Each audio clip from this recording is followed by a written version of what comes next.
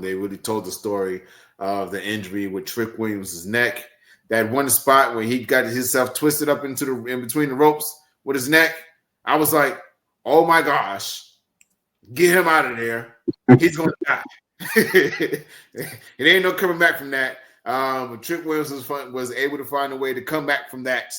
Because, man, that shit looked, it was so uncomfortable watching. Have you ever seen somebody or yourself being caught up in the ropes like that? Not like that. Nope, not me. You won't get me to do it. Them ropes is tight, okay? And to just have your leg caught up in it like Damian Priest did that one time when he went to go do that dive over the top rope. It's one thing, but to have your neck lodged in between it, and the only way to really get out is to flip your body back over, because you really can't stronghold those ropes apart. You really got to figure out a way to relieve that pressure and to get yourself out of there. And then shout out to Rich Holland for actually not doing anything during that situation, because that is a very, very tight spot to really be in and to not really continue doing any type of action in that moment, because it is so easy for a serious injury to happen. Isn't that how Nick Foley lost his piece of his ear? Getting caught up in the rope? Yeah.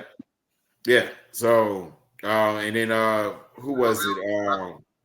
Was it Bobby Lashley who almost got decapitated? He fell between the ropes and his neck almost got flipped off. Braun Breaker. Was it? Yes, but it was somebody else. Braun Breaker.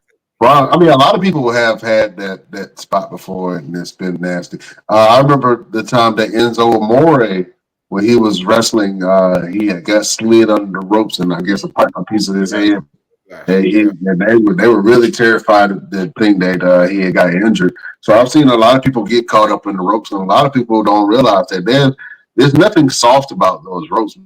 Man, a lot of the times it's like chains, right, or cables within those within the ropes themselves. Cables. It could be some ropes, like really wood ropes, but the main thing around it is that that rubber around it is really strong rubber. So when you hit those ropes, they hurt. And if you get somebody that's going to be WWE's ropes are really, really tight, really, really tight. So to get in there and get caught up in those things is not fun. Not fun. It's not fun on the Indies. So I know it's not fun on WWE. Yeah. You ever wrestled a show with some loose ass ropes? Yes, I have, and it is horrible. It makes everything look terrible. I'm serious. Like the moment you send somebody off to the ropes and they got to come off, it looks so terrible. Just getting in the ring. Whenever I have a situation like that, when I get to a show, I check the ring, I check the ropes, I make sure everything is good before I even do anything. Before the show goes on, I'm like, hey man, y'all gotta tighten that. I'm not getting in the ring when the ropes is that loose, because I like to do some high flying shit every now and then. I like to do swing boards and stuff. You know what I mean? I like to do cross bodies. Sometimes I throw an elbow drop in there. And if I know if I can get on top of that rope and it's loose and there's a potential of me getting hurt, nah, either fix it or my match is going to be very simple and plain. I'm not utilizing the ropes. And it's so easy to fall between the ropes and fall on the outside because it's so loose. So, yeah, I've been on shows like that, and I let it be known. I'm not getting in that ring.